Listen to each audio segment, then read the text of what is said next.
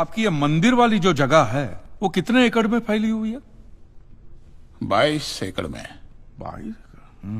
जिसमें 322 छोटे छोटे मंदिर हैं भगवान के। ओहो, माने भगवान का पूरा शॉपिंग मॉल ही सजा के रखा है। साइलेंस। और इन सारे मंदिरों में भगवान की सेवा के लिए 142 पुजारी हैं, समझा? आपके मंदिर के बाहर भिखारी कितने बैठते हो पता है आपको? क्या? भिखारी अंदर की 320 मूर्तियां, 142 पुजारी याद है आपको, लेकिन आप ही के मंदिर के बाहर बरसों से कितने भिखारी बैठते हो याद है आपको? मिलॉर्ड, इनके मंदिर के बाहर जो भिखारी बैठते हो उसमें किसी को भी मंदिर के अंदर एंट्री नहीं। अब धूप हो बारिश हो बाहर सड़ते रहने का, अंदर पैर नहीं रखने का। ना मत कहना, ये आप ही के मंदिर के पुजारी ने मुझे बताया था। उसने तो मुझे ये भी बताया था महाराज कि कांजी भाई, ये केस अगर आपको जीतना है ना भैया तो हर सोमवार को आइए। तो मैंने पूछा मिलॉर्ड कि मैं कहां हूं? तो कहते हैं शिव जी के मंदिर में आइए और 1 लोटा दूध चढ़ाइए, फिर देखिए। मैंने बोला ठीक है, ये भी करके देख लेते। तो मिलॉर्ड में पहुंच गया मंडे को दूध का लोटा लेकर। ये लंबी लाइन लगी, सब के सब हाथ में लोटा पकड़ के खड़े हुए थे ऐसे। मैंने सोचा अंदर जरूर कोई दूध पीने वाला होगा, वरना ये सब के सब गधे थोड़ी है जो ऐसे लोटा पकड़ के लाइन में खड़े। मेरा नंबर है, मैं अंदर गया, अंदर कोई नहीं था दूध पीने वाला, कोई नहीं। बीच में वो काला पत्थर पड़ा हुआ था, उसे शिवलिंग कहते हैं मूर्ख। हाँ, शिवलिंग पड़ा हुआ था, और वो पत्थर मिलो, वो पत्थर दूध था। और वो पत्थर के बिल्कुल बगल में से छोटी सी पतली सी नाली में से वो सारा दूध बाहर की ओर जा रहा। मैंने बोला कि यस, बाहर तो कोई खड़ा होगा दूध पीने वाला। देखा, बाहर भी कोई नहीं था। वो सारा दूध मिलो उस नाली से निकलकर बाहर गटर में जा, टोटल वेस्ट। और वो गटर को लग के एक भिखारी खड़ा हुआ था, बेचारा 4-5 दिन का भूखा होगा महाराज, भूख के मारे वो कांप रहा था। उसको शायद ये दूध ही पीना था, लेकिन गटर में से कैसे? तो उस भिखारी को मैंने मेरा दूध का लोटा दे दिया, और दूध पीकर उसने मुझसे क्या कहा पता है? भगवान तेरा भला करे।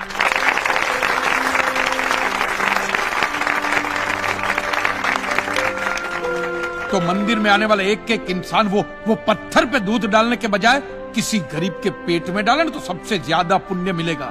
नहीं? और हाँ मौलवी साहब, किसी दरगाह पे फूलों की चादर उड़ाने के बजाय किसी नंगे फकीर के बदन पे कपड़ों की चादर उड़ाई जाए ना, तो अल्लाह को बहुत खुशी मिलेगी। और जीसस के सामने मोमबत्तियां जलाने से अच्छा है किसी गरीब की झोंपड़ी में जलाइए, तो उसके घर में कभी अंधेरा नहीं होगा। क्यों, तुम भी भगवान को नहीं मानते क्या? अरे मैं खुद भगवान हूँ। अच्छा, तो मैं अमिताभ बच्चन हूँ। देखो कांजी, दूध, चद्दर, मोमबत्ती ये सब चढ़ाना एक प्रथा है। भगवान की पूजा अर्चना, इन सब का मूल्य तुम नहीं समझोगे, क्योंकि तुम एक नास्तिक हो। जगत की मोह माया से तुम अभी तक मुक्त नहीं हुए। आप तो हो गए हो ना, आप तो बिल्कुल मोक्ष के दरवाजे पे खड़े हो। तो ये जो रीति रिवाज के नाम पे ढोंग चलते, उनको बंद करवाइए ना महाराज। शनिवार को हनुमान जी की मूर्ति पे कितना तेल बर्बाद होता है पता है आपको? लोग 2 रुपये के 5 रुपए के सिक्के यूं करके मूर्ति पे चिपकाते हैं। हनुमान जी इन सारे चिल्लर का क्या करेंगे? कांजी भाई बिल्कुल ठीक कह रहे हैं। साईं बाबा अपनी पूरी जिंदगी गरीबों के लिए और गरीबी में जिए। जब तक वो जिंदा रहे तेल की एक एक बूंद के लिए दर बदर भटकते रहे, और आज उनके मरने के बाद उनके लिए करोड़ों का सिंहासन, सोने का मुकुट, किसके लिए बताइए महाराज। एक बात बताइए, जो भी भक्त भगवान की श्रद्धा से सच्चे दिल से भक्ति करता है, उस पर तो उस परम कृपालु की कृपा दृष्टि रहती है ना? रहती है ना? आया ना? तो चलिए महाराज, मुझे यह बताइए कि अमरनाथ और वैष्णो देवी की यात्रा पे जाती हुई बस नीचे खाई में क्यों गिर जाती? वो तो भगवान की भक्ति के लिए जा रहे थे, श्रद्धा से भजन गाते गाते जा रहे थे, तो भगवान ने डायरेक्टली उनको ऊपर बुला लिया। और आप मुझे एक गाड़ी ऐसी बताइए जिसका एक्सीडेंट हुआ हो और जिसके अंदर भगवान की मूर्ति या फोटोग्राफ ना हो। बताइए बताइए। I object my Lord. From day one ये आदमी बातों को यूं यूं गोल गोल घुमा रहा है। मिस्टर कांजी, ये कोई डिबेट नहीं है अच्छे बुरे की, ये कोर्ट है और यहां प्रूफ चलता है और हमारे पास प्रूफ है, इंश्योरेंस पेपर्स पर आपके सिग्नेचर्स। इसलिए लीगली आपको कोई हक नहीं बनता इंश्योरेंस कंपनी से पैसे मांगने और जहां तक हमारा प्रश्न है, बीमा कंपनी के नियमों को हम नहीं मानते। अगर उन्होंने लिख दिया कि भूकंप जज साहब ने करवाया है, तो क्या जज साहब पैसे देंगे? इसी तरह पॉलिसी में भगवान का नाम लिख देने से भगवान पैसे देने के लिए प्रतिबद्ध नहीं होते। अगर आप चाहते कि भगवान आपके पैसे लौटा दे तो ये प्रूफ करो कि ये भूकंप भगवान ने किया है। किया ही है ना, इन राइटिंग है, कहीं लिखा हुआ तुम्हारे पास है? Any proof? मिलॉर्ड, ये mister kanji, court of law में सिर्फ दलीलों पर फैसले नहीं होते। आपकी दलीलें, आपके आर्गुमेंट्स आम जनता के लिए कितने भी वैलिड क्यों ना हो, लेकिन अगर आप उन्हें साबित नहीं कर सकते हैं तो उनका कोई मतलब नहीं। आपके पास कोई सबूत है? No milord. In that case यह अदालत आपको 1 महीने का आखिरी मौका देती है। अगली डेट पर अगर आप सबूत नहीं पेश कर सके तो I am afraid you will have to rest your case and all others. Court is adjourn for the day. Relax. अगली बार इस कोर्ट में नजर आया ना तो मानहानि का ऐसा केस ठोकूंगा, पहने हुए कपड़े भी उतर जाएंगे। रिलैक्स।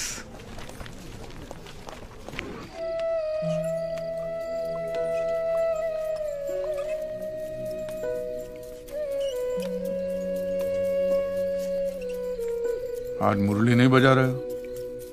तुम्हें अच्छा नहीं लगता इसलिए चुपचाप बैठा हूं। नहीं नहीं, अच्छा लगता है और तुम बजा भी लेते हो अच्छा। शुक्रिया। आज बहुत परेशान लग रहे हो। हाँ, ये अदालत वाले बोलते हैं कि प्रूफ लेकर आओ राइटिंग में, तो प्रूफ कहां से लाऊं? अरे इतना बड़ा कंसल्टेंट तुम्हारे सामने मुझसे पूछो। ये कोई हाउसिंग लोन का मामला नहीं है भाई। अदालत का मसला है, प्रॉब्लम ही प्रॉब्लम। एक काम करो, ये शराब मुझे दो। हाँ, तुम दूध पियो। मिक्स करूं? नहीं मिक्स नहीं, सिर्फ दूध पियो और हल मैं तुम्हें बताता हूं। कांजी भाई, पता है तुम्हें इस दुनिया की सारी उलझने, सारी परेशानियां, सारी टेंशन का हल कहां लिखा हुआ है? कहां? इस किताब के अंदर। श्रीमद् भगवत गीता। कभी पढ़ी है तुमने? अरे कौन पढ़ेगा यार, इतनी मोटी किताब है और एक भी फोटोग्राफ नहीं है। आदमी पढ़ेगा कैसे? इंटरेस्ट ही नहीं आवे। मैं रखता था दुकान में, मार्जिन भी कम है और ऊपर से वो दिमाग लग जाता है, परेशानी हो जाती है, निकाल के फेंक दिया। फेंक दी? हाँ, फेंक दिया। भगवत गीता को उठा के फेंक दिया। क्यों? कांजी भाई, ये गीता, कुरान, बाइबल में मनुष्य के हर सवाल का जवाब लिखा हुआ है। मैं जानता हूं कि तुम ये सब बातें नहीं मानते हो, लेकिन अपने स्वार्थ के लिए सिर्फ एक बार इस किताब को पढ़ो और देखो क्या रिजल्ट आता है। और अगर रिजल्ट ना आए अच्छा, तो इसे उठा के बाहर फेंक देना। कांजी भाई, एक बार पढ़िए और फिर देखिए।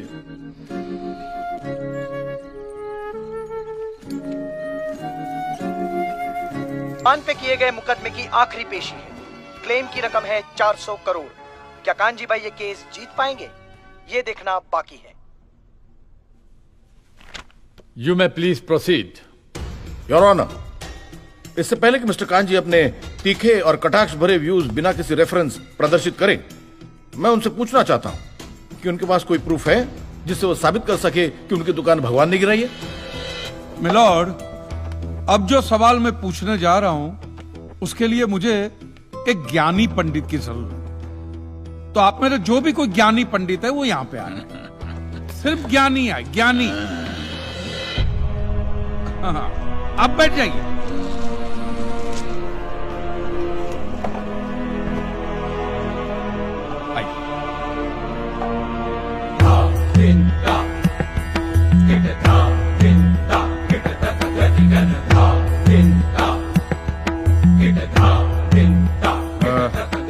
महाराज, आप जो पंडित लोग आपके प्रवचन में जो शास्त्रों की बातें करते हैं, तो शास्त्रों में जो भी लिखा होता है वो सब सही होता है? 100%। ऐसा कहां लिखा है? ये तो आप कह रहे हैं। गीता में लिखा है। अच्छा, क्या लिखा है गीता में? गीता के 4थे अध्याय का 40वां श्लोक। अज्ञस्य अश्रद्धानस्य संशयात्मा विनश्यति, नायम लोकस्ति न परा न सुखम संशयात्मना। मतलब क्या? इसका अर्थ है, जो अज्ञानी श्रद्धा विहीन मनुष्य शास्त्र पर संदेह या शक करता है, उसका विनाश निश्चित है। उसे भूलोक या परलोक कहीं भी शांति नहीं मिलती। समझा? ये बहुत इंटरेस्टिंग आइटम है। महाराज, आपको ये गीता में या शास्त्रों में कुछ भी समझ में आता है, हा? कि जो भी लीलाधर महाराज बोल रहे उसमें बस ऐसे समझा समझा करके हाथ हिला रहे हैं? मिलोड, वो स्कूल में छोटे छोटे बच्चे होते, उनको प्रेयर कभी पूरी याद नहीं रहती, तो बेचारे आंख बंद करके ऐसे करके होंठ हिलाते, वो होंठ हिलाते, ये हाथ हिलाते। एक कांजी, तूने एक सिद्ध साधु का अपमान किया है, तो तुझे नरक में भी जगह नहीं मिलेगी। कहां से मिलेगी महाराज? आप लोगों ने पहले से ही वहां कुल्ले टिका के रखे हैं।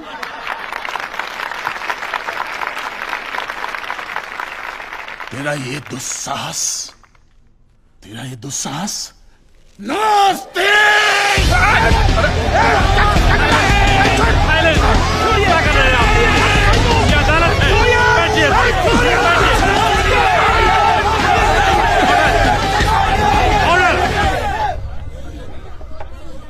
बैठ जाइए।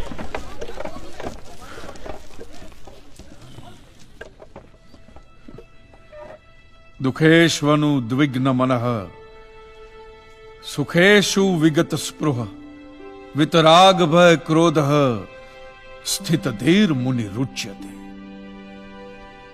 अध्याय 2 श्लोक 56वां।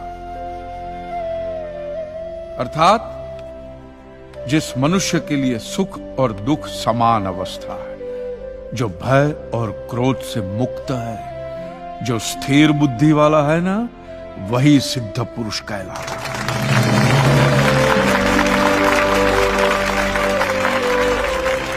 ये मुझे गीता सिखाएंगे? अरे ये क्या गीता सिखाएंगे मिलॉर्ड? इन लोगों की तो आईक्यू भी रूम टेम्परेचर से लो है। आपको 2 बात किया कही मैंने उकसाने के लिए, भड़काने के लिए, मुझे मारने चले हैं। ऐसी है आपकी सिद्धि सिद्धेश्वर? मिस्टर कांजी, उनकी सिद्धि क्या है, यह कोर्ट का मुद्दा नहीं है। कोर्ट का मुद्दा यह है कि आपकी दुकान किसने गिराई? भगवान ने गिराई है। यह आप फैसला सुना रहे। फैसला सुनाना जज साहब का काम है, आपका नहीं। आपको तो सिर्फ प्रूफ करना है कि उस दिन जो भूकंप आया वो भगवान की वजह से आया था, जो प्रूफ करना इंपॉसिबल है। Relax relax relax, nothing is impossible. Swami ji, एक बात बताइए, भगवान ने ही ये भगवत गीता कही है? कही है। और भगवत गीता में जो भी कहा गया है वो सब सच है? 100%। Point to be noted milord. तो मुझे एक बात बताइए कि भगवान ने भगवत गीता के 9वें अध्याय के 8वें श्लोक में क्यों ऐसा कहा है कि पूरी सृष्टि का सर्जन मेरी इच्छा से हुआ, इसका विनाश भी मेरी इच्छा से होगा, ये पूरी सृष्टि मेरी इच्छा के अधीन है, इसके सर्जन और विनाश के लिए सिर्फ मैं और मैं ही जिम्मेदार हूं। और ये देखिए मिलॉर्ड, ये बाइबल में भी कहा गया है, Aiza chapter 54 verse 16। See, it is I who have created the smith who blows the fire of coals and produces a weapon fit for his purpose. I have also created the ravager to destroy. अब ये देखिए, ये कुरान शरीफ में भी है। सूरह जलजला 99 आयत 1 से 8 में भी लिखा है कि जब जमीन अपनी पूरी शिद्दत के साथ हिला डाली जाएगी और जमीन अपने अंदर के सारे बोझ को निकालकर बाहर डाल देगी और इंसान कहेगा कि ये उसको क्या हो रहा है, उस दिन वो अपने ऊपर बीते हालात बयां करेगी, क्योंकि तेरे रब ने उसे ऐसा करने का आदेश दिया होगा। रब ने।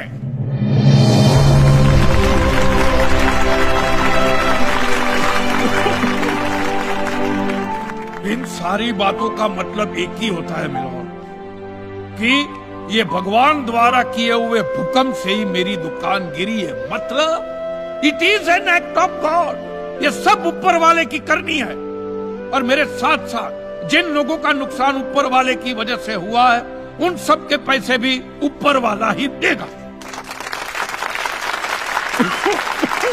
नहीं तो उनके collection agent. Your honour, mister Kanchi Leeladhar Swami को बातों में फंसा रहे। सरदेसाई जी, क्या कर रहे हैं आप? अरे बोलने दो, उससे बोलने दो। अगर ये प्रूव हो जाता है कि भगवान है तो हम लोग पैसा देने से बच जाएंगे। अच्छा, पूरा दोष अब आप हम पर थोपना चाहते हैं। अपनी स्कीम से बचने के लिए आप भगवान का नाम नहीं ले सकते। चुप कीजिए, क्योंकि भगवान पर सिर्फ हमारा कॉपीराइट है। कॉपीराइट? अरे 2 मंदिर क्या बनवा दिए? भगवान आपके बाप का माल हो गया। खबरदार, हमारा संप्रदाय तुमको छोड़ेगा नहीं। क्या कर रहे हो? साइलेंस। रिलैक्स। आज तक तो मिलोड सिर्फ इतना ही सुनने में आया था कि भगवान की आरती होती है, आराधना होती है, यज्ञ वगैरह होते हैं। आज तो ये भी सुनने को मिल रहा है कि भगवान के कॉपीराइट भी होते हैं। भगवान के कॉपीराइट ऊपर वाले की ब्रांड बना दी है इन्होंने। आज मुझे विश्वास हो गया है कि भगवान नहीं है, बिल्कुल नहीं है, हो ही नहीं सकता। क्योंकि अगर वो होते तो उसने आप जैसे पाखंडियों को तो कब का उठा लिया होता। मुझे जो करना था वो मैंने साबित कर दिया है मिलोड। अब इसका पूरा फैसला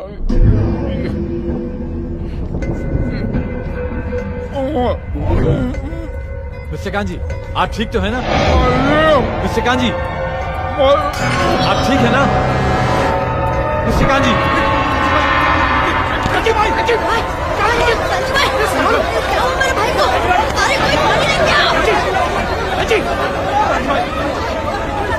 एम्बुलेंस बुलाओ।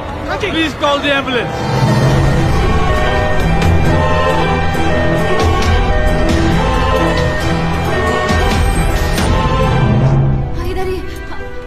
एक्सक्यूज मी, एक मिनट भाई, जरा प्लीज जाने दीजिए, जगह दे दीजिए प्लीज। एक्सक्यूज मी, जरा प्लीज रास्ता छोड़िए प्लीज प्लीज। आप लोग अंदर नहीं जा सकते।